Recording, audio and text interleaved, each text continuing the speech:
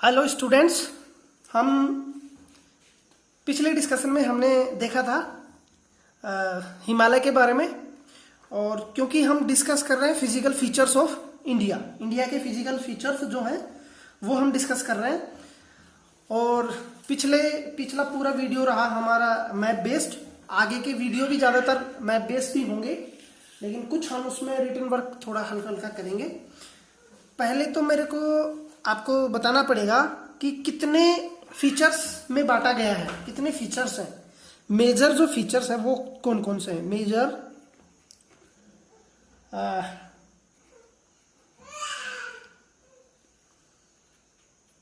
Physiographic division, भौतिक जो division हमने किया था फिजियोग्राफिक, वो किस किस बेस पे किया था ये मैंने आपको बताया नहीं, तो आज बता देता हूं। पहला हमने इसमें किया था Himalayan mountain, the Himalayan mountain. दूसरा हमने इसमें किया था, मैंने आपको शायद बताया भी था, the northern plains, the northern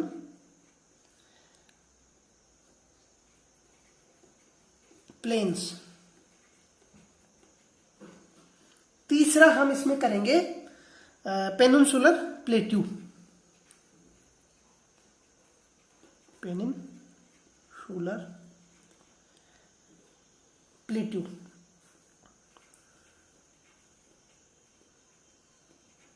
चौथा हम इसमें ऐड करेंगे द इंडियन डेजर्ट। आप सभी ने कई बार नाम सुना होगा इंडियन डेजर्ट का। तो और पांचवा हम इसमें करेंगे द कोस्टल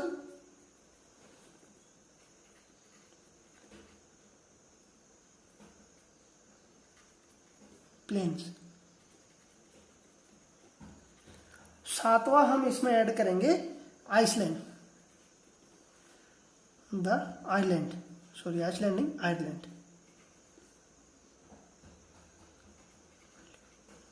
आइलैंड में हम क्या क्या फीचर्स इसमें जोड़ेंगे। अब आते हैं मुद्दे की बात पर। इन विभिन्न जो डिवीजन है इनके आधार पर हमें पूरी जो फिजिकल ज्योग्राफी है, जो हमारे फीचर्स हैं इंडिया के, वो हमें सीखना है। अब क्योंकि हमें पूरा मैप पे फोकस करना होगा, इसमें हमने एक पूरा सीख लिया। कौन सा? हमारा हिमालयन माउंटेन्स। हिमालयन माउंटेन्स में मैंने आपको कई चीजें बताई, जैसे एक जरा सा ब्रीफ मैं आपको इसमें जो रिवीजन है वो बता देता हूँ। इसमें हमने काराकोरम सीखा, जो कि हिमालय से पहले बना। हिमालय के काराकोरम के नीचे लद्दाख, जस्कर, इनके बीच में से जाती है इंडस रिवर, आपको याद रखना है।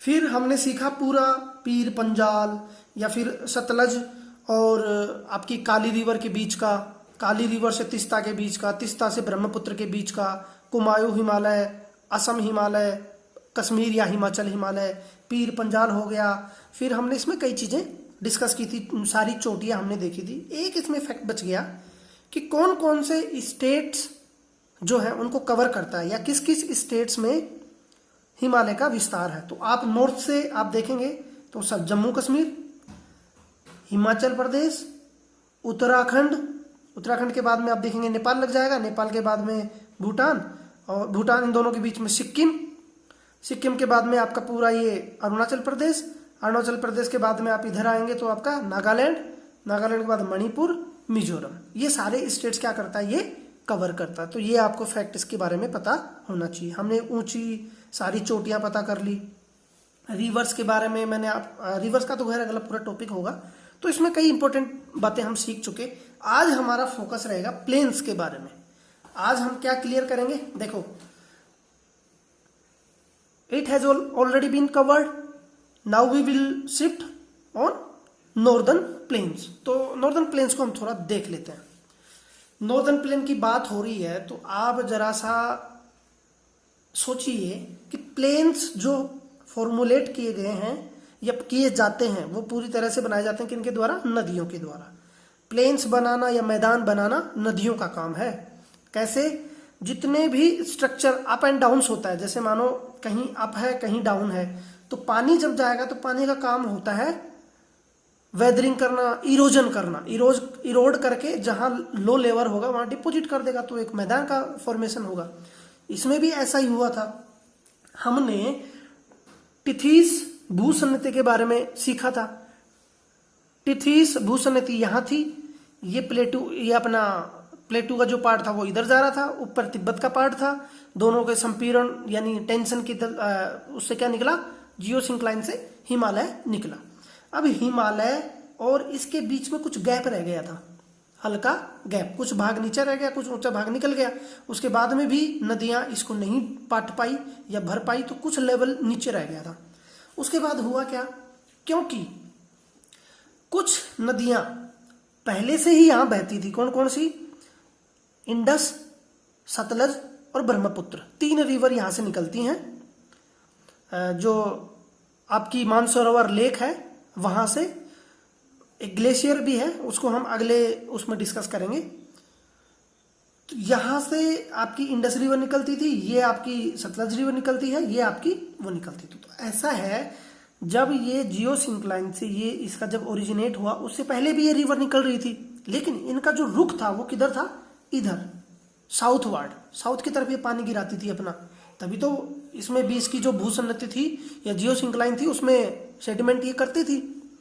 तो सेडिमेंट का ये पूरा उभार है। तो सेडिमेंट इधर करती थी, जब ये ऊपर हो गई तो नदियों ने क्या करना शुरू कर दिया, इसको काटना शुरू कर दिया।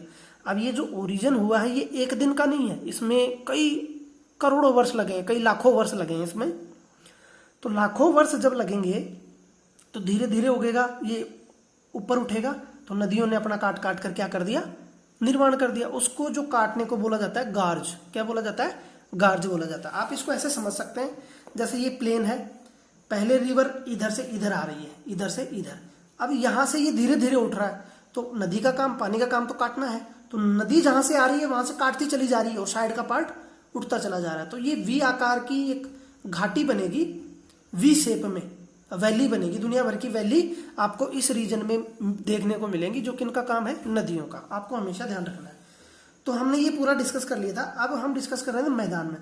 बेसिकली मैदान में हम डिस्कस करेंगे 3 मैदान। कौन कौन से मैदान? क्योंकि नॉर्थ के मैदान हम डिस्कस कर रहे हैं, तो नॉर्थ वर्ल्ड का हम मैदान देखेंगे। तो सबसे पहला होगा इंडस का मैदान, दूसरा इंडस प्लेन बोल सकते हैं, इंडस और इंडस की ट्रिब्यूटरीज कौन कौन सी उसकी सहायक नदी है मैं आपको बताऊंगा।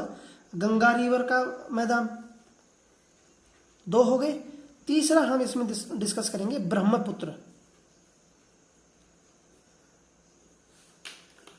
तीसरा कौन सा होगा, ब्रह्मपुत्र। तीनों रिवर हिमालय से निकलती हैं। गंगा रिवर हालांकि बाद में निकली है जब ग्लेशियर का निर्माण हुआ। इंडस, सतलज और ब्रह्मपुत्र पहले की निकलती थी, कंफ्यूज नहीं करना इसमें ना। तो इन रिवरों के मैदान है, उनके बारे में हम पूरा डिस्कस करने जा रहे हैं। तो सबसे पहले इंडस रिवर। मैंने अभी तक आपको ये बताया कि ये तिब्बत का पठार, यहाँ मानसरोवर लेक, मानसरोवर से ये निकलती है। निकलने के बाद में अपने ईस्ट की तरफ, किधर, ईस्ट की तरफ। इसका मतलब ये हुआ कि यहाँ इधर को ढाल था पहले, आज ढाल नहीं है, आज पूरा ऊंचा हिमालय है, उसके बीच में से निकल रही है। कैसे निकल रही होगी अब आपको सोचना है। मैं आपको कंसेप्ट समझा चुका हूं कि कैसे ये निकल रही होगी, कैसे ये गार्ज बनाती हुई निकलती है। तो इसमें आप यदि देखेंगे तो सबसे पहले हम डिस्कस कर रहे हैं किसका, नॉर्दर्न प्लेन्स का। तो नॉर्दर्न प्लेन्स में सबसे पहले इंडस रिवर। इंडस रिवर यहां से निकलेगी तो कुछ इरोजन करेगी, वेदरिंग होगा, डिपोजिशन होगा। तो जो इरोजन करती है तो ये क्या करती है, अपना जो कोर्स होता है, जो अपना ड्रेन होता है, ड्रेनेज सिस्टम होता है, उसकी मदद से क्या करती है, ये थोड़ा सा इरोजन और डिपोजिशनल वर्क करती है और वहां मिट्टी ले जाकर जमा करती रहती है। इससे छोटी मोटी मात्रा में, बहुत बड़े लेवल पर तो नहीं, लेकिन काफी मात्रा में यहाँ क्या है, आपको मैदान देखने को मिल जाएंगे, जो कि इंडस और इंडस की ट्रिब्यूटरीज कौन सी हैं, सतलज, रावी, व्यास, चिनाब, झेलम। ये सब पूरा ये जो यहाँ का नॉर्दर्न प्लेन है ना, जिसको हम बोलते हैं पंजाब का प्लेन, क्या बोलते हैं उसको, पंजाब का प्लेन बोलते हैं। तो ये पूरा पंजाब का जो प्लेन है ये उन्हीं के द्वारा बनाया गया है, इंडस रिवर और इंडस रिवर की ट्रिब्यूटरीज के द्वारा। अब पूरा आपको लोकेशन भी पता होना चाहिए। देखो इंडस रिवर यहाँ से निकल रही है, इंडस रिवर का पूरा ये सिस्टम है जी। ये देखो इंडस रिवर यहाँ कच्छ की खाड़ी में गिरती है, अरेबियन सी में या कराची के पास में। इधर कराची है थोड़ा सा ऊपर, वहां गिरती है। कच्छ की खाड़ी में नहीं गिरती, अरेबियन सी में गिरती है, लेकिन थोड़ा और इसके आप ईस्ट में जाएंगे, वेस्ट में जाएंगे, और इंडस रिवर भी वेस्ट में बहती है ना कि ईस्ट में। आप यहाँ डायरेक्शन का थोड़ा ध्यान रखिएगा। तो ये देखो आप लोकेट करेंगे, ये चिनाब है, ये आपकी पूरी क्या है, इंडस रिवर है। यहाँ चिनाब, ये झेलम, ये रावी, ये सतलज, ये ब्यास, ये देखो पूरी, ये पूरा जो मैदान है पंजाब का मैदान, पंजाब, जम्मू, और इसका अधिकतर पार्ट आता है आपके पाकिस्तान के अंदर में। पाकिस्तान में इसका बहुत बड़ा एरिया है, तो ये आपको पता होना चाहिए। दूसरा अब हम शिफ्ट करेंगे अगले, यहां तक का मैदान आपने देख लिया। ये देखो ये इतना मैदान, ये पूरा किसका सिस्टम, पूरा किसके द्वारा बनाया गया है, आपका इंडस रिवर के द्वारा। आपने सुना होगा इंडस वैली सिविलाइजेशन, भारत की सबसे पहली जो सिविलाइजेशन हुई वो इंडस रिवर सिविलाइजेशन में हुई थी, ठीक है, वो यही जगह है। उसके बाद में हम डिस्कस करेंगे गंगा। गंगा क्योंकि उत्तराखंड में गंगोत्री से निकलती है, उसकी ट्रिब्यूटरीज आपकी यमुना जो उसके दाहिने से मिलती है, रामगंगा और आपकी कोसी, ये सारी रिवर है, काली, और इधर की तरफ से प्लेटू की तरफ से भी कुछ रिवर्स इसमें मिलती हैं, जैसे सोन रिवर हो गई, ये आपकी बिहार में मिलती है जाकर, यमुना आपकी इलाहाबाद में इससे मिलती है। तो ये पूरा जो एक स्ट्रक्चर बनेगा, ये पूरा जो मैदान बनेगा, इसका मेजर पार्ट जो है वो कहाँ है आपका, वेस्टर्न यूपी, या यूपी में आप बोल सकते हैं। यूपी के बाद आपका बिहार, बिहार के बाद में कुछ झारखंड का एरिया और कुछ बांग्लादेश का एरिया। ये बांग्लादेश नहीं, वेस्ट बंगाल का एरिया। ये पूरा एरिया क्या होगा आपका, गंगा का मैदान। तो अब आपको ये पता लग गया कि गंगा का मैदान जो है उसमें कौन कौन सी चीजें कवर होती हैं। अब एक हमारा तीसरा जो मैदान बच गया वो बच गया आपका ब्रह्मपुत्र का मैदान। तो देखो ब्रह्मपुत्र यहां से चलती है यूं, ये देखो ये ब्रह्मपुत्र रिवर है, यहां से अरुणाचल प्रदेश के पास में दिहांग गार्ज बनाती हुई ये असम के एरिया से होती हुई यूं आकर और बांग्लादेश में अपना पानी गिराती है। तो ये जो एरिया है ना, ये पूरा एरिया, ये कुछ इसकी ट्रिब्यूटरीज हैं, जैसे तिस्ता, सुबनसिरी, धनसिरी, ये कई रिवर, बराक, ये सारी रिवर जो मिलकर क्या करती हैं, यहाँ का मैदान बनाती हैं। तो इसमें मैदान में आपको ध्यान रखना, ये पूरा आसाम और नॉर्थ ईस्ट का एरिया इसमें कवर होगा। गंगा के मैदान में आपका ये एरिया कवर होगा। गंगा का एरिया यहाँ से आप ले सकते हो घग्गर रिवर से, ये घग्गर रिवर है और यहाँ तिस्ता रिवर है, इसके बीच का एरिया हो गया तिस्ता रिवर से, और ब्रह्मपुत्र के बीच का एरिया हो गया ब्रह्मपुत्र रिवर का मैदान। तो ये सारे मैदान आपको पता होना चाहिए। अब कुछ जनरल फैक्ट्स हम इसमें बात करेंगे। आपको पता लग गया है कि जो रिवर्स हैं वो ही फॉर्म करती हैं मैदान को। अब मैदान में जो मिट्टी होती है, किस प्रकार की मिट्टी होती है, वो इंपॉर्टेंट है, वो आपको पता होना चाहिए। जो इस फॉर्मेशन में, प्लेन के फॉर्मेशन में जो मिट्टी मिलेगी, that is alluvial oil, alluvial soil.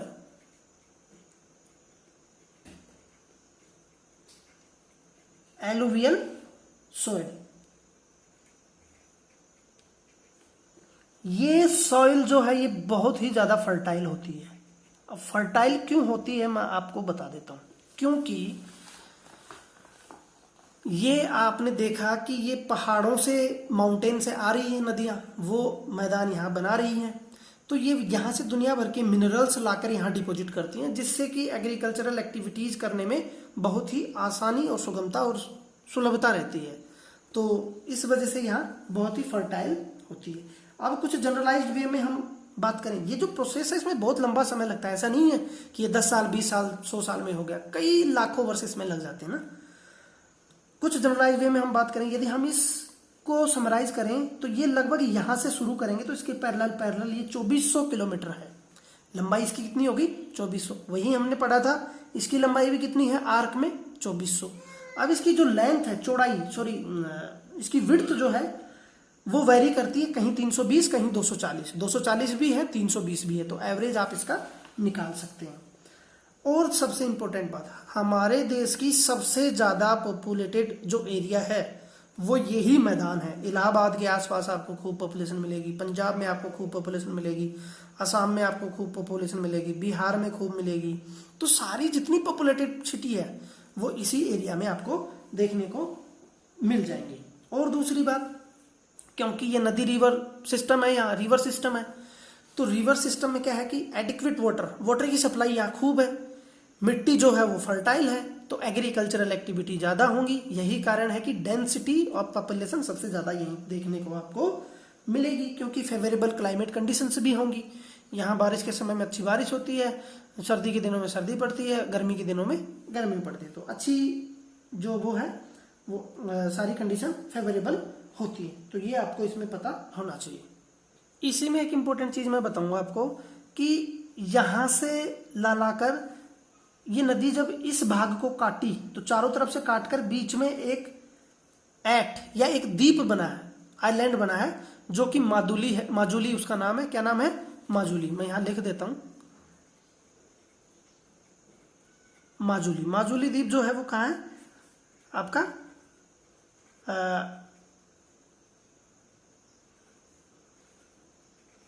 Assam में। और ये भारत का सबसे बड़ा नदी द्वीप है। ये सबसे बड़ा रिवर जो आइलैंड है वो माजुली है, जहाँ अच्छी खासी मात्रा में पॉपुलेशन आपको देखने को मिलेगी।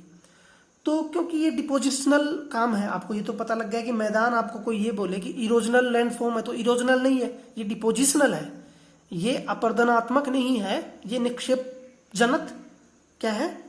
लैंडफॉर्म है। ये आपको इसमें पता होना चाहिए। अब क्योंकि यहां से रिवर, आप सपोज करो कि ये आपका उत्तराखंड है, यहां से गंगा रिवर निकली, यहां ऊंचा भाग है, तो रिवर का जो पानी है उसका फ्लो रहेगा बहुत तेज। अब क्योंकि हमारा जो प्लेट्यू है वो थोड़ा सा ईस्ट और नॉर्थ की तरफ यूं झुका हुआ है, इधर को स्लोप है ऐसे, तो नदियां ऐसे आएंगी तो इधर तो बहुत ज्यादा उनकी वो रहेगी, लेकिन जैसे जैसे नीचे आएंगी उनका स्लोप जो है वो जेंटल हो जाएगा, मंद स्लोप हो जाएगा। तो स्लोप जब कम होगा तो ये जो अपने साथ कुछ sand, slay, silt, clay, silt ये लेके आती हैं, उनको फिर ये डिपॉजिट करना शुरू कर देती हैं। क्यों? क्योंकि उनमें इतनी कैपेसिटी नहीं होती कि वो उनको आगे ले जा सके। तो अंत में जाकर यहाँ इतनी मंद इनका ढाल हो जाता है, इतना जेंटल स्लोप हो जाता है कि बिल्कुल ये, इसको आप वृद्ध अवस्था या बूढ़ी जो हो जाती है ना, बूढ़ी जो नदी है वो यही आप बोलेंगे। यहाँ सबसे यंग होगी, यहाँ मिडिल होगी, और यहाँ सबसे ओल्ड एज। तो यहाँ क्या होगी, इतनी कैपेसिटी नहीं होगी कि उस भार को आगे ले जा सके, तो वो वहीं डिपॉजिट करना शुरू कर देंगी। जब नदी का पानी बह रहा है, बीच में यहाँ डिपॉजिट करेंगे, तो नदी की जो अलग अलग क्या होंगी, वितरिकाएं या उसकी अलग अलग धाराएं, ऐसे स्ट्रीम ऐसे अलग अलग बहने लगेंगी, क्योंकि उसने डिपॉजिट कर दिया तो उसकी धाराएं यूं बहने लगेंगी अलग अलग। तो इनको बोला जाता है डिस्ट्रीब्यूटरीज। क्या बोला जाता है इनको? वितरिकाएं, डिस्ट्रीब्यूटरीज। और जहां ये डिस्ट्रीब्यूटरीज होती हैं वहां एक पंजाकार एक आकृति बनती है जिसको बोला जाता है डेल्टा। तो ये यहाँ डेल्टा बनाती है अपना। तो ये आपको पता इसमें करना था। इतनी चीजें बढ़ाने के बाद में अब कुछ ऐसा नहीं है कि ये जो रिवर है ये प्योर सिर्फ मैदान का ही निर्माण करती हैं। इनमें कुछ और भी रिलीफ और भी कुछ उच्चावच का निर्माण किया जाता है, जिनको हम समझ सकते हैं 3 अलग अलग नामों से। मैं 3 नाम यहां मेंशन कर दे रहा हूं। पहला होगा आपका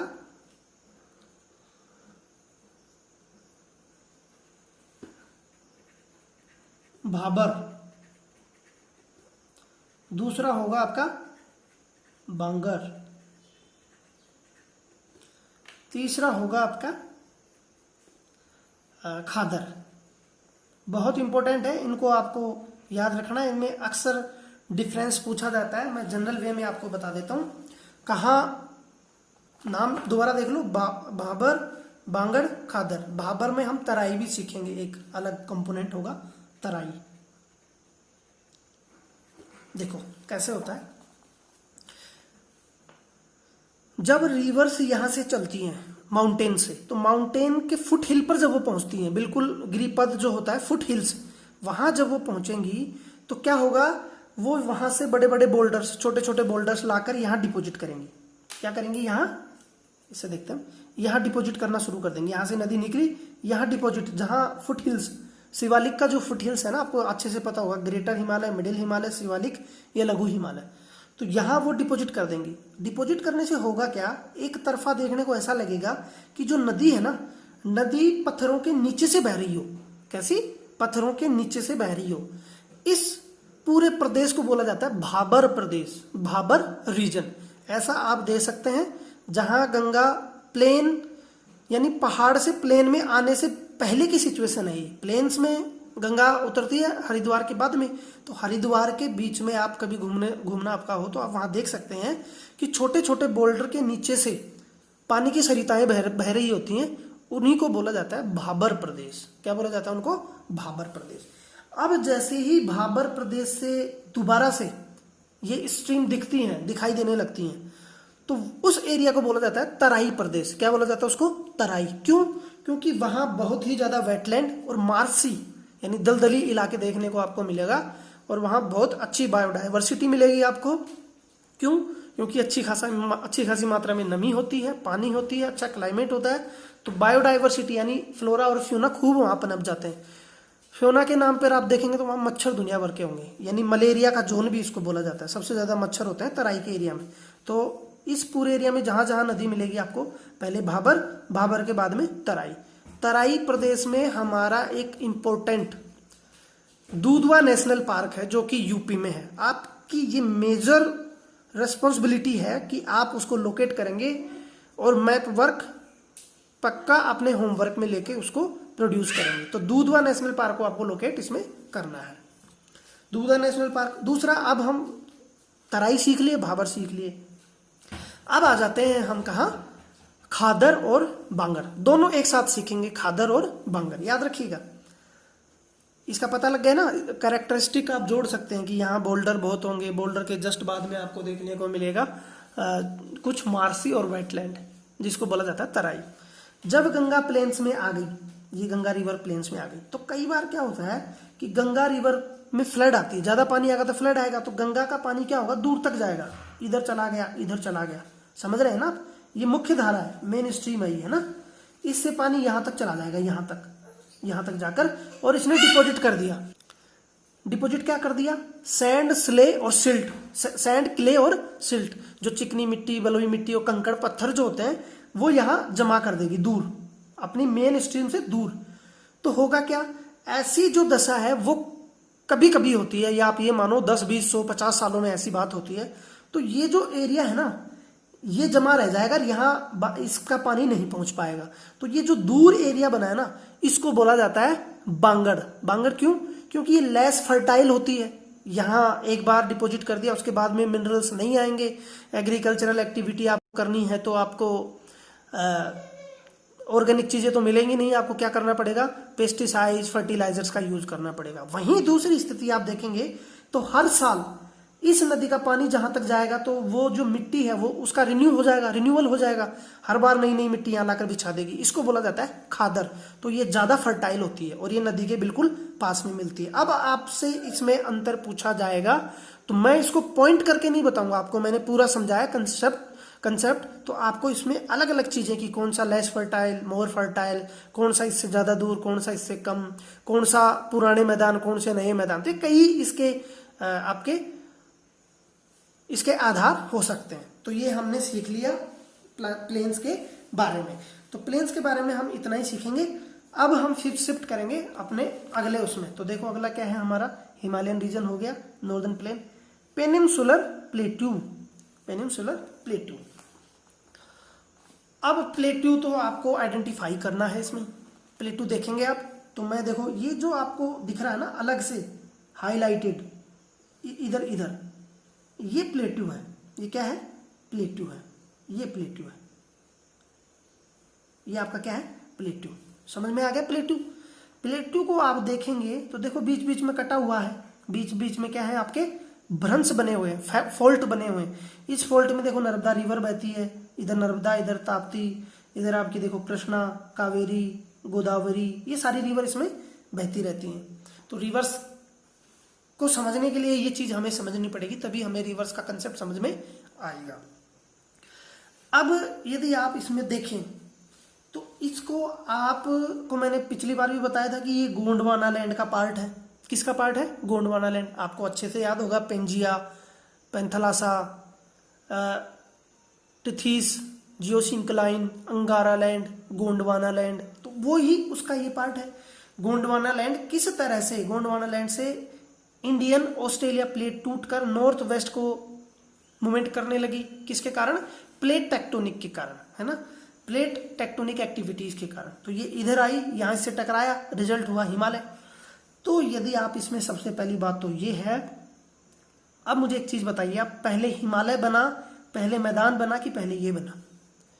देखो, आपको याद रखना है कि पहले ये बना, ये बनकर प्लेटियों से टकराया, तब ये भूसन्नति ऊपर उठी, उसके बाद मैदान बने। तो नवीनतम जो भू स्ट्रक्चर, जियोग्राफिकल स्ट्रक्चर है वो है हमारा मैदान, और जो प्राचीनतम या सबसे ओल्डेस्ट है वो है आपका प्लेट्यू।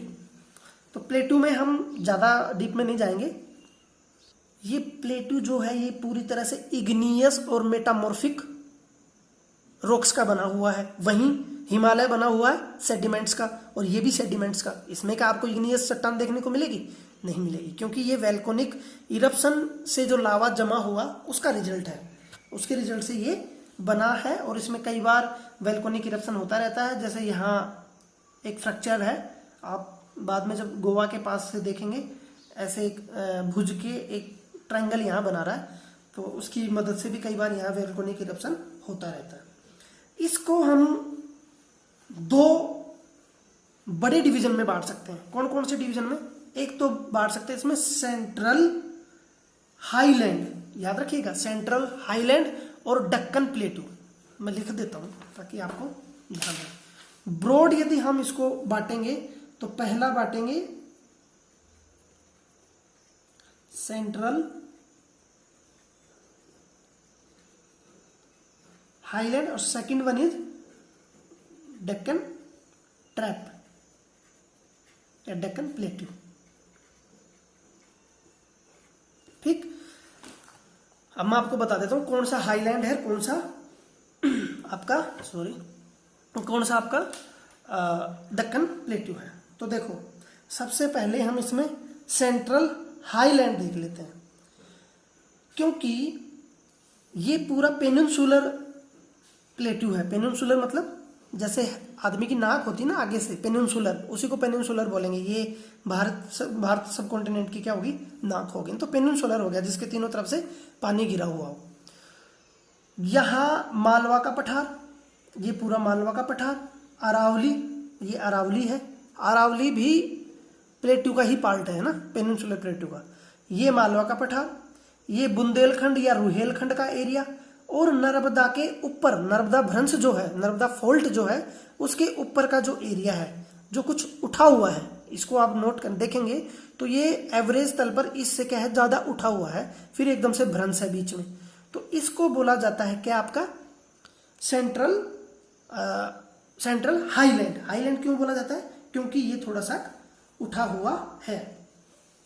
इसकी वेस्ट की तरफ आप जाएंगे तो यहां आपको थार डेजर्ट देखने को मिल जाएगा। किसकी वेस्ट की तरफ? अरावली के वेस्ट की तरफ।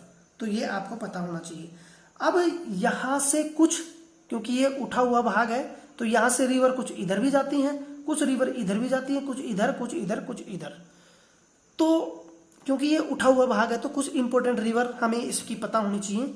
चंबल रिवर, माही, सिंध, बेतवा, केन, सोन, ये सारी रिवर यहां से निकलती हैं। याद रखिएगा, दोबारा से बता देता हूं, चंबल, माही, बेतवा, सिंध, सोन, केन, ये सारी रिवर यहां से निकलती रहती हैं। अब देखो, मैं आपको एक एक रिवर के बारे में तो खैर नहीं बताऊंगा, चंबल के बारे में बता देता हूं। ये चंबल रिवर है, चंबल रिवर बहुत इंपॉर्टेंट है। ये माही रिवर फिर इधर से निकलती है। उसके बाद में थोड़ा सा आप इधर आएंगे तो यहाँ आपको बेतवा और केन देखने को मिल जाएगी। फिर आप इधर जाएंगे तो आपको सोन देखने को मिल जाएगी। तो ये सारी रिवर्स हैं जो कि हाई, या आप ये बोलो जो सेंट्रल हाईलैंड है वहां से उठा हुआ है। मैंने आपको बताया इसके वेस्टर्न पार्ट में जाएंगे, इसके वेस्टर्न पार्ट में तो आपको थार का डेजर्ट आपको देखने को मिल सकता है। अब सेंट्रल जो हाईलैंड की आप बात करेंगे तो ये इधर से ज्यादा चौड़ा है और इधर से थोड़ा सकड़ा है। देखो यूं है, तो वेस्ट की तरफ से चौड़ा है और इधर से थोड़ा सकड़ा ये आपको देखने को मिलेगा। इसमें बघेलखंड, बुंदेलखंड, ये पूरा एरिया मैंने आपको इसमें समझा दिया है। बघेलखंड और बुंदेलखंड जो है विवादित एरिया भी है आपका यूपी और मध्य प्रदेश के बीच में ना। यूपी उस पर क्लेम करता रहता है कि ये आप हमें दे दो। चलो इसके इधर आप आएंगे तो ये छोटा नागपुर का पठार है पूरा, ये पूरा क्या है, छोटा नागपुर का पठार। ये भी हाईलैंड है क्योंकि यहाँ से भी काफी नदियां निकलती हैं चारों तरफ। ये इधर से आपका है सतपुड़ा और विंध्याचल का एक्सटेंशन आपको देखने को मिलेगा। उसको छोड़ो आप फिलहाल ये याद रखो छोटा नागपुर का पठार। इसके ईस्ट में आप जाएंगे तो यहाँ दामोदर रिवर आपको देखने को मिलेगी। दामोदर रिवर जो है वो झारखंड से निकलती है और बंगाल में पहुंचकर बे ऑफ बंगाल में गिर जाती है। इसको पहले बिहार इसका शोक भी बोलते थे, पश्चिम बंगाल का शोक भी इसको कहा जाता था, दामोदर रिवर को। अब चलो ये सीखने के बाद में हम सीखेंगे दक्कन प्लेटू। इसको बोला जाता है दक्कन प्लेटू। अब मेजर पार्ट आप इसमें कौन कौन सा है, महाराष्ट्र हो गया, आंध्र प्रदेश हो गया, कर्नाटक हो गया, केरला हो गया, ये सारे रीजन इसमें आप इंक्लूड कर सकते हैं। ये अलग किससे होता है, ये देखो ये नर्मदा और ये ताप्ती, ये जो भ्रंश है ना, इसके ऊपर और इसके नीचे आप इसको अलग अलग कर सकते हैं।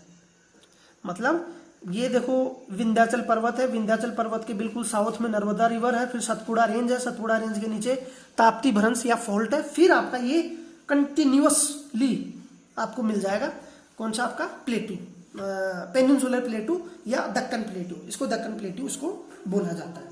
अब कुछ इंपॉर्टेंट चीजें, क्योंकि सतपुड़ा के बारे में आए तो सतपुड़ा की कुछ इंपॉर्टेंट चोटियां हैं।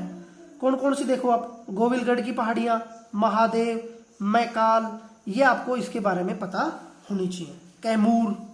कैमूर भी आपको यहां मिलेगा। कैमूर देखो, कैमूर ये रहा, कैमूर पहाड़ियां, मैकाल, महादेव, ये आपको पक्का पता होना चाहिए। वहीं विंध्याचल पर्वत की कुछ चोटियां हैं जिनको आप पक्का क्या करेंगे, अमरकंटक वगैरह, जहां से नर्मदा और चंबल सारी रिवर निकलती हैं, उसको आपको पक्का आइडेंटिफाई करना है। कौन सा, अमरकंटक। मैं अभी आपको इसमें नहीं बता दे रहा हूं, इस रीजन में है, आपको पूरा इतना बता दे रहा हूं। इसके बाद में ये सीख लिया, ये सीख लिया, छोटा नागपुर पठार सीख लिया, ये इसका पार्ट है ना। ये जो है ये कुछ, ये जो बीच में आपको भ्रंश देखने को मिल रहा है, फॉल्ट देखने को मिल रहा है, ये कौन सी है, क्योंकि यहाँ से रिवर बहती है आपकी गोदावरी। गोदावरी रिवर ने इसको क्या कर दिया है, काट काट के छोटा कर दिया ना।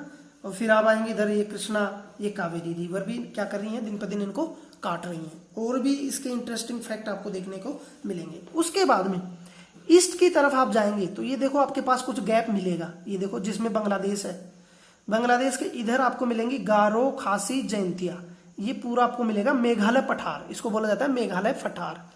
अब देखो इधर से जुड़ा हुआ है ये हिमालय से, ये हिमालय का एक्सटेंशन है, मैंने आपको बताया था, ये इधर तक हिमालय का एक्सटेंशन है। लेकिन मेघालय का जो पठार है वो इसी का एक्सटेंशन है। किसका एक्सटेंशन है, अपने पेनिनसुलर प्लेटू का। ये बात याद रखिएगा। बीच में जो गैप हुआ है वो क्यों हुआ है, क्योंकि सारी रिवर यहीं से निकली है। ब्रह्मपुत्र रिवर भी यहीं से निकली है, गंगा, यमुना, सारी रिवर का पानी इधर से निकला है। तो इसने काट काट कर एक गैप बना दिया है। इस गैप को बोला जाता है राजमहल का गैप, क्योंकि यहाँ राजमहल पहाड़ियां हैं। ये देखो राजमहल पहाड़ियां, इसको बोला जाता है राजमहल गैप। आपको पता होना चाहिए। गारो, खासी, जयंतिया, ये पक्का आपको भूलना नहीं है। गारो, खासी, जयंतिया मेघालय पठार का पहाड़ियों के छोटे छोटे नाम है। इनके नाम पर यहाँ लोकल ट्राइब्स भी हैं, गारो, खासी और जयंतिया। इसको और भी दूसरे नाम से भी जाना जाता है। इसका दूसरा नाम है कार्बी अंगलोंग और प्लेटू। दूसरा इसको बोला जाता है नॉर्थ कैचर हिल्स। ये भी आप याद रखें, मेघालय हिल्स भी आपको याद रखना है और कैचर हिल्स और कार्बी एंगलोंग भी आपको याद इसमें रखना है। अब हम शिफ्ट करेंगे अगले पोर्शन पे, जो कि इंपॉर्टेंट है, वेस्टर्न घाट और ईस्टर्न घाट। देखो मैं पेन का ज्यादा इस्तेमाल इसलिए नहीं कर रहा हूं क्योंकि आपको ये अपनी भाषा में पक्का लिख के रखना है और सारी चीजें मैं आपको एक्सप्लेन कर रहा हूं, तो इसमें किसी प्रकार की कोई गुंजाइश रह नहीं जाती है। इंपॉर्टेंट अगला है हमारा वेस्टर्न घाट और ईस्टर्न घाट। वेस्टर्न मतलब इंडियन पेनिनसुलर के वेस्ट में, ये देखो ईस्टर्न घाट। दूसरा वेस्टर्न घाट, ये छोटी छोटी पहाड़ियां हैं, ऊंची ऊंची पहाड़ियां हैं, पहाड़ियों की कुछ चोटियां भी हैं। ये मैं आपको बता देता हूं। देखो कैसे, इधर उठा हुआ भाग है, फिर बीच में नरम भाग है, फिर इधर भी उठा हुआ भाग है, कुछ बीच में गैप बने हुए हैं, गैप बनाए गए हैं रिवर्स के द्वारा। जैसे देखो एक गैप आपको ये नजर आ रहा होगा, एक गैप आपको ये नजर आ रहा होगा, एक गैप आपको ये नजर आ रहा होगा। ये गैप पूरा बनाया गया आपका महानदी, दामोदर, वैतरणी, ब्राह्मणी रिवर्स के द्वारा। ये आपका हो गया गोदावरी, ये कृष्णा और ये कावेरी रिवर का गैप हो गया। तो ये सारे रिवर्स के द्वारा बनाए गए गैप्स आपको दिमाग में रखे रहना है। पानी का काम ही इरोजन करना है, तो पानी ने हमेशा काटा है। वो पानी कहाँ से मिलता है? प्रकृति से। चलो छोड़ो, ये अरेबियन सी, ये बे ऑफ बंगाल। अब आपको देखो इसमें अंतर पूछा जाता है, वेस्टर्न घाट और ईस्टर्न घाट के अंतर। तो दो अंतर तो आपको पता लग गए होंगे, ईस्ट की तरफ, ये सॉरी ईस्ट की तरफ, वेस्ट की तरफ, इधर अरब सागर, इधर बे ऑफ बंगाल। ठीक। दूसरा है, ये शुरू होता है यहां से, काठियावाड़ से, यहां से शुरू होता है और यहां से लगातार आपके तमिलनाडु तक, लास्ट तक, ये कार्डामम पहाड़ियों तक इसका देखने को आपको मिलेगा। वहीं इधर का आपको देखने को मिलेगा उड़ीसा के यहां तक, उड़ीसा से शुरू होता है और ये पूरा इसके ईस्टवर्ड है। कौन कौन से स्टेट पड़ेंगे? उड़ीसा आपका यहाँ पड़ेगा, उड़ीसा के नीचे आपका देखने को मिलेगा आंध्र प्रदेश, आंध्र प्रदेश के नीचे आपको देखने को मिलेगा आपका तमिलनाडु। इधर की बात करेंगे केरला, कर्नाटक, गोवा, महाराष्ट्र और आपका गुजरात। ये आपको पता होने चाहिए। Western Ghat as compare to eastern Ghat ज्यादा ऊंचा है और कम कटा छटा है। देखो आप मैप में भी देख रहे होंगे, इधर देखो आप, सतत एक निरंतर आपको देखने को मिलेगा, कहीं काट छाट नहीं है। इसका मतलब क्या हुआ? इधर से उठा हुआ भाग है और रिवर्स, मैक्सिमम जो बड़ी रिवर्स है वो इधर बहती है। इसका मतलब ये नहीं है कि कुछ रिवर इधर नहीं बहती हैं, बहती तो है लेकिन कम रिवर, और जो मेजर रिवर है वो इधर से इधर बहती हैं। आप देखेंगे तो देखो आपको देखने को महाबलेश्वर, महाबलेश्वर के पास से आपको देखने को मिलेगा रिवर जो है कौन सी, कावेरी, ये सॉरी आपकी कृष्णा रिवर पूरी निकलने को यहाँ देखने को मिलेगी। आपकी ब्रह्मगिरी के पास से कावेरी रिवर आपको देखने को मिलेगी। तो इधर से निकलती है, यहाँ गिरती है। इसका मतलब ढाल इधर से इधर है, पानी किधर को बहता है? ढाल की तरफ। तो पानी की ढाल से ही तो पता लगता है सब चीजें। चलो कहाँ थे हम? हाँ, इस पे। तो ये कम कटा छटा और ज्यादा ऊंचा है, ये ज्यादा कटा छटा और नीचा भी कम है इसमें। इसमें आपको कई चोटियां देखने को मिल जाएंगी। इसकी चोटियां का हिसाब क्या है कि आप जैसे नॉर्थ से साउथ की तरफ जाएंगे तो इसकी पहाड़ की जो चोटियां है ना, उनकी ऊंचाई बढ़ती चली जाएगी। इसकी ऊंचाई क्या है? बढ़ती चली जाती है। इसकी यदि हाइट की बात आप करें तो एवरेज तो नहीं, सब जगह अलग अलग है। कहीं 900 भी मिलेगी, कहीं 1600 भी मिलेगी। 1600 मीटर, 900 मीटर, 900 मीटर भी मिलेगी, 1600 मीटर की, 1600 मीटर के लगभग आपको देखो, 1600 मीटर से ऊपर भी मिलेंगे आपको, 2100 के लगभग भी मिलेंगे आपकी, 2600 के लगभग भी हैं। तो लेकिन ऑन एन एवरेज हम देखें तो 1600 के लगभग इनका एवरेज आपको देखने को मिल जाएगा। जैसे आपका अनाईमुडी, नीलगिरी पहाड़ियां, डोडा बेटा, ये सब आपको ऊंची मिलेंगी। कार्डामम, जावादी, सेवाराय। इसके अलावा आप नॉर्थ में आएंगे तो हरिश्चंद्र पहाड़ियां और ब्रह्मेश्वर, महाबलेश्वर, ये इनके कंपेयर में कम ऊंची मिलेंगी। वहीं इसकी सबसे ऊंची चोटी, वेस्टर्न घाट की सबसे ऊंची चोटी आपको देखने को मिलेगी अनाईमुडी। क्या मिलेगी आपको? अनाईमुडी। वहीं ईस्टर्न पार्ट की आप बात करेंगे तो सबसे ऊंची चोटी है महेंद्रगिरी। कौन सी है? महेंद्रगिरी। ये देखो महेंद्रगिरी आपको कहाँ देखने को मिलेगी? उड़ीसा में। ये महेंद्रगिरी है। इसकी जो हाइट है वो लगभग है 1501 मीटर। कितनी है? 1501 मीटर। और वहीं आप दोदा बेटा की बात करेंगे, दोदा बेटा, देखो दोदा बेटा नीलगिरी पहाड़ियों में है दोदा बेटा। ये दोदा बेटा की जो ऊंचाई है वो 2637 किलोमीटर, मीटर है, सॉरी किलोमीटर नहीं, मीटर है। अनाईमुडी की बात करेंगे तो 2695 है, ये 2695 है। और भी कुछ यहाँ पहाड़ियां हैं। दक्षिण में आप जाएंगे तो कार्डामम या इलायची की पहाड़ियां। फिर इसके इधर आएंगे, क्योंकि एक गांठ आपको मिलेगी ना, इस गांठ में आप देखेंगे तो आपको कई हिल्स मिलेंगी, सेवाराय, जावादी हिल्स, सेवाराय और जावादी हिल्स। इसी रीजन में ये नीलगिरी की जो पहाड़ियां हैं, यहां एक फेमस आपको हिल स्टेशन मिलेगा जिसका नाम है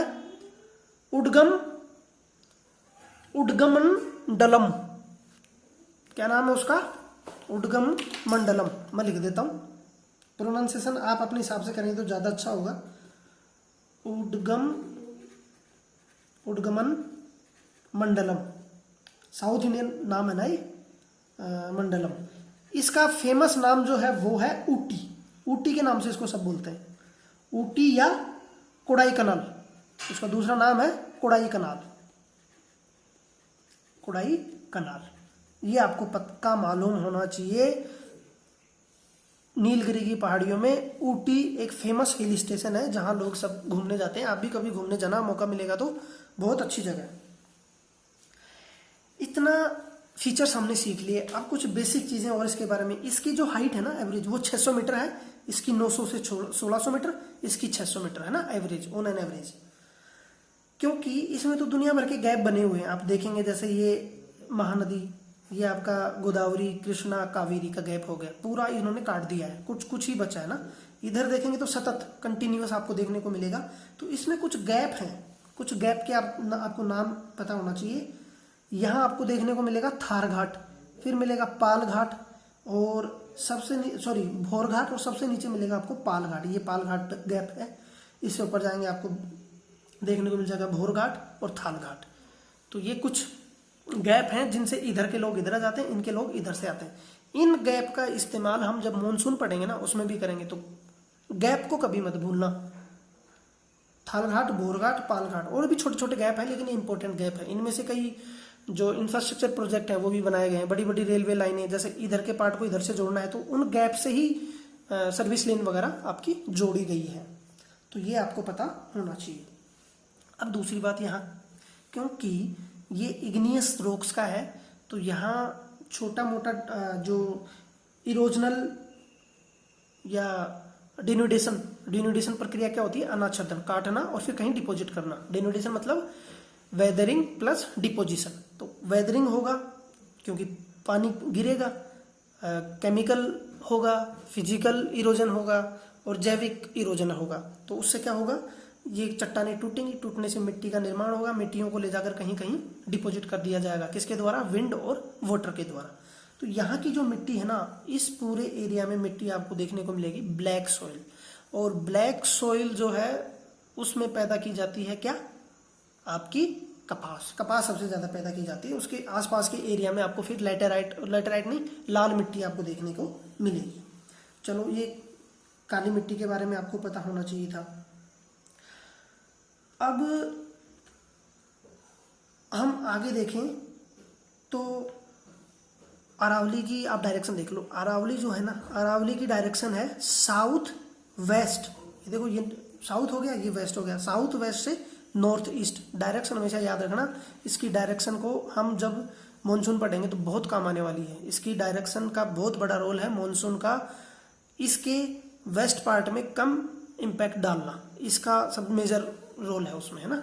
तो ये हमने पूरा किया हमारा पेनिनसुलर प्लेटू। अब हम शिफ्ट करेंगे डेजर्ट में। तो डेजर्ट तो इतना बड़ा इंपॉर्टेंट तो है, इंपॉर्टेंट तो हम नहीं बोल सकते कि नहीं है, लेकिन इतना बड़ा पार्ट नहीं होगा। जैसा कि आपको अच्छे से पता है कि यहाँ तक तो हमारा प्लेटू है।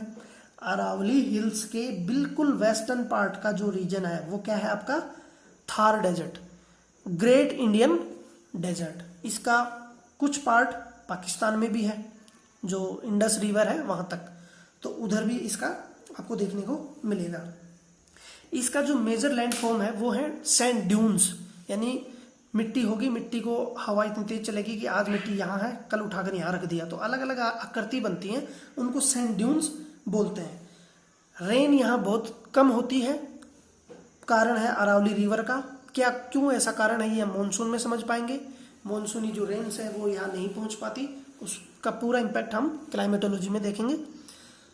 तो यहाँ क्या होती है कि पानी जब गिरता है वो कम गिरता है, तो रिवर्स यहाँ कोई देखने को आपको मिलेगी नहीं, क्योंकि रिवर्स तो वहीं होगी जहाँ पानी होगा। पानी का ना तो यहाँ इंटरनल फ्लो है ना आउट फ्लो है। तो यहाँ की एक फेमस रिवर है लूनी रिवर। ये देखो, लूनी रिवर आपको देखने को मिलेगी, ये लूनी रिवर है। लूनी रिवर यहाँ से निकलती है और यहीं राजस्थान के जो धोरे हैं वहीं अपना जल समाप्त कर देती है। और इम्पोर्टेंट चीज ये है कि यहाँ एक बरखान, लिख लो आप, है ना, इसको तो लिखना पड़ेगा आपको, बरखान।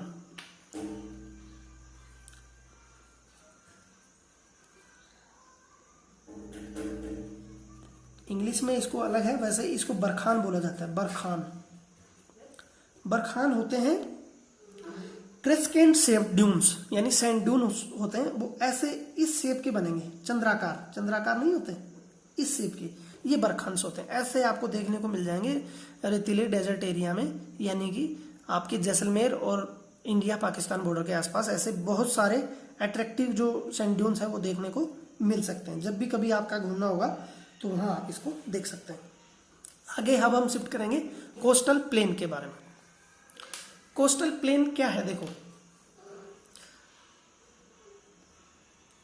आपके प्लेटू का वेस्टर्न पार्ट और प्लेटू का ईस्टर्न पार्ट। तो पहले वेस्टर्न पार्ट देते हैं। वेस्टर्न प्लेटू और अरेबियन सी के बीच में छोटा सा पार्ट होगा, मैदान का पार्ट, ये देखो, ये इतना सा पार्ट ये बनाया गया नदियों से। कुछ छोटी छोटी नदियां यहाँ से गिरती रहती हैं, उन नदियों की मदद से ये पूरा पार्ट छोटा छोटा एरिया है जिसमें इकोनॉमिक जो एग्रीकल्चरल इकोनॉमिक एक्टिविटी हैं वो इनमें होती रहती हैं।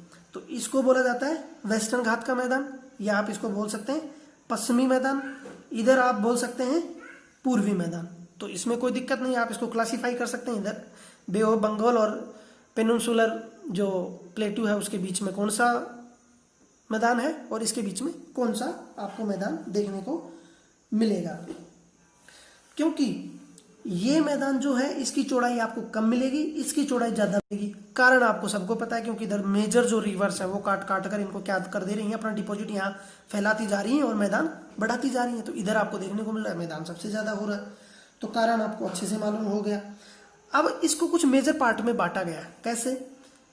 महाराष्ट्र या गोवा, इसका गुजरात का सदर्न पार्ट जिसमें सूरत और बड़ोदरा, और उसके नीचे महाराष्ट्र और आपका गोवा, इसको बोला जाता है कोंकण। लिख लेना आप इसको कोंकण बोला जाता है। कोंकण से नीचे चलेंगे जिसमें कर्नाटक से केरल तक का हिस्सा, ये पूरा हिस्सा, इसको बोला जाता है कन्नड़ तट, कन्नड़ कोस्ट। वहीं पूरा जो आपका केरला का तट है इसको बोला जाता है मालाबार तट। वहीं फिर आप यहाँ से जाएंगे केप कोमोरिन से या कार्डामम पहाड़ी के इधर से, तो कोरोमंडल तट इसको बोला जाता है कहाँ तक? आंध्र प्रदेश, साउथ आंध्र प्रदेश तक।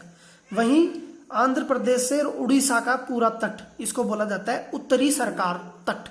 तो एक तट, दो तट, 3, 4, 5, ये 5 तट आपको मालूम होने चाहिए। ये बहुत ही इंपॉर्टेंट है, ये आपको पक्का पता होना चाहिए।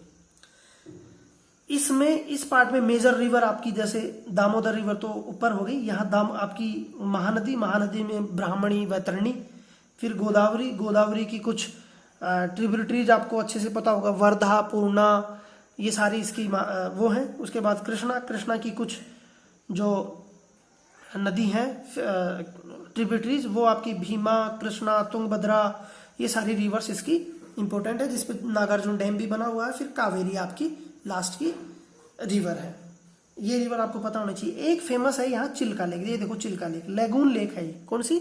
लेगून लेक को आप देखेंगे तो तीनों तरफ से वो कवर्ड है और इधर से समुद्र का पानी उसमें जाता रहता है। तो अब मुझे आप बताइए लेगून लेक में पानी जो है वो कैसा होगा? साल्टी की स्वीट। ये साल्टी लेक की सबसे बड़ी झील है। कैसी? सबसे बड़ी झील है इंडिया की खारे पानी की सबसे बड़ी झील है चिल्का लेक। कहाँ है आप देख लो। उसके नीचे आप जाएंगे आपको कोलेरू झील मिलेगा, फिर पुलिकट झील आपको देखने को मिलेगा। तो कई झील है वैसे इधर आप देखने को आपको मिलेगा, बेम्बनाड झील, कई झीलें आपको देखने को इसमें मिल जाएंगी। वहीं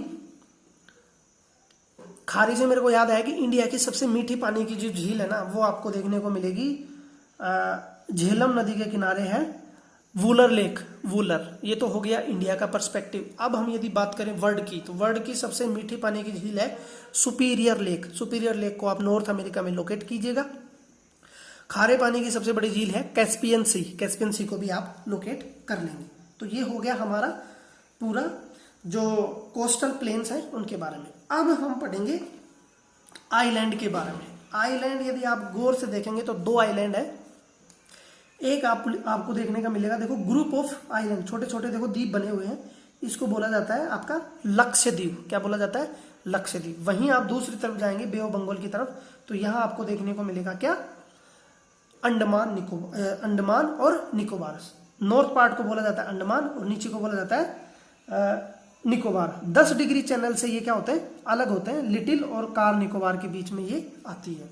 वहीं 8 डिग्री चैनल जो है ना, 8 डिग्री चैनल, ये क्या है, लैटिट्यूड है, 8 डिग्री लैटिट्यूड, ये अलग करती है लक्षद्वीप को मालदीव से। इधर मालदीव है, इधर आपका लक्षद्वीप। आपको ये कुछ फैक्ट्स पता होने चाहिए। लक्षद्वीप आप देखेंगे तो यहाँ केरला के बिल्कुल पास में है। इसको पहले बोला जाता था लक्षद्वीप, लक्षद्वीप इसको 1973 में बोला गया। पहले इसके कई नाम थे, मिनिकॉय, अमिनी द्वीप, लक्षद्वीप, है ना। और सबसे इंपॉर्टेंट फैक्ट ये है कि ये जो है ना, ये कोरल आइलैंड है। कोरल, कोरल क्या होती है मैं आपको बताऊं। कोरल जो मूंगे होते हैं ना, मूंग की चट्टानों का बना हुआ ये आइलैंड है। वहीं यदि अंडमान निकोबार की आप बात करें तो ये हिमालय का सदर्न आपके बे ऑफ बंगाल में या इंडियन ओशन में उसका उभार है। यहाँ से ये मुड़ा हुआ है नीचे, यहाँ सबमर्ज हो गया, यहाँ से कुछ कुछ चोटियां उसके ऊपर उठ गई, उनको अंडमान निकोबार द्वीप बोला गया। लक्षद्वीप में फ्लोरा और फ्यूना खूब मिलेंगे। क्यों? क्योंकि इक्वेटोरियल जोन में है, यहाँ खूब बारिश होती है, तो अच्छी खासी मात्रा में यहाँ फ्लोरा और फ्यूना आपको देखने को मिल जाएंगे। दूसरा, हम निकोबार की बात करें, अंडमान निकोबार द्वीप समूह में, तो ये देखो इससे साइज में बड़ा है। और स्ट्रेटेजिक रूप में आप देखें तो इंडियन ओशन में ये बहुत ही इंपॉर्टेंट लोकेशन इसकी है, क्योंकि इसके इधर आप जाएंगे तो आपको साउथ ईस्ट के सारे, मलेशिया, सिंगापुर, इंडोनेशिया, सारे कंट्री आपको देखने को मिलेंगे। इंडोनेशिया के काफ़ी करीब है ये, और इंडियन ओशन में स्ट्रेटेजिक पॉलिटिकल या स्ट्रेटेजिक रूप से ये काफ़ी इम्पोर्टेंट जगह है।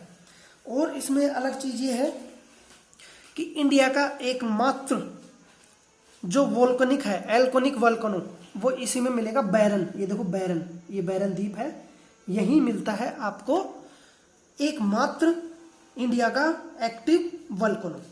तो ये आपको पता होना चाहिए, क्योंकि ये भी इक्वेटोरियल बेल्ट में है। इक्वेटोरियल बेल्ट क्या है ये आपको अच्छे से पता है। इक्वेटोरियल बेल्ट मतलब इक्वेटर इसके बिल्कुल सदर्न मोस्ट से जाती है। तो यहाँ भी काफ़ी मात्रा में रेन फॉरेस्ट आपको खूब मिलेंगे। रेन फॉरेस्ट मतलब एवरग्रीन फॉरेस्ट, डिसिडियस फॉरेस्ट यहाँ नहीं है। फ्लोरा फ्यूना खूब है, यहाँ ट्राइबल ग्रुप्स भी खूब है। कुछ दिनों पहले यहाँ दिक्कत भी हो गई थी, किसको लेकर, ट्राइब्स ग्रुप के बीच में कुछ कंफ्लिक्ट हो गया था। बहरहाल ये सारा फीचर्स मैंने आपको बेसिक चीज़ें कुछ बताई, तो ये आपको दिमाग में रखे रहना है।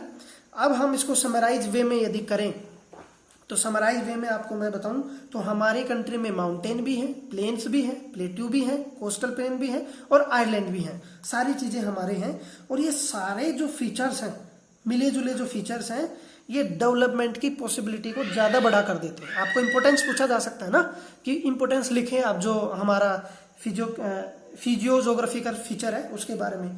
तो माउंटेन का सबसे बड़ा इंपॉर्टेंस ये है कि ये वाटर को बनाए रखते हैं, सोर्स ऑफ वाटर हैं, क्योंकि सारी रिवर यहीं से निकलती हैं। इसके अलावा यहाँ फॉरेस्ट कवर खूब देखने को मिलेगा, बायोडाइवर्सिटी खूब देखने को मिलेगी। वहीं आप प्लेन्स की बात करें तो प्लेन्स में एग्रीकल्चरल एक्टिविटीज और आपका डेमोग्राफिक जो बोलेंगे ज़्यादा डेंसिटी, वो आपको यहीं देखने को मिलेगी, क्योंकि यहाँ सारी एक्टिविटी होती हैं डेवलपमेंट और इंडस्ट्रियलाइजेशन से लेकर। वहीं प्लेट्यू की आप बात करें तो प्लेट्यू जो है वो मिनरल से भरा हुआ है। सबसे ज़्यादा मिनरल्स यहीं मिलते हैं, वो चाहे आपके कोल्स हों, आपके आयरन हो, आपका माइका हो, हर प्रकार की जो मिनरल्स हैं वो यहीं छोटा नागपुर पठार और यहाँ धारवाड़ की कुछ चट्टानें हैं, यहाँ से आपको देखने को मिलती है, जो कि आगे इंडस्ट्रियलाइजेशन ऑफ कंट्री को फेवर करती हैं। वहीं आप कोस्टल की बात करेंगे तो कोस्टल में क्या क्या इंपॉर्टेंस हो सकता है, यहाँ फिशिंग एक्टिविटी की जा सकती है, पोर्ट से related activity, international trade, import export port की मदद से किया जा सकता है। तो जो फिजिकल फीचर्स जो है उसका मिला जुला प्रारूप जो है वो डेवलपमेंट की दिशा में हमारे कंट्री को काफ़ी आगे ले जा सकता है। तो ये रहा हमारा पूरा चैप्टर, जिसमें मैंने रिटन वर्क बहुत कम किया और ज़्यादातर आपको मैप की सहायता से बताया। जाहिर सी बात है कि आप इसको अच्छे से समझ गए होंगे। अब कुछ इंपॉर्टेंट मैप वर्क है जो आप करेंगे। मैप वर्क में देखो आपको क्या क्या करना है। विंध्याचल,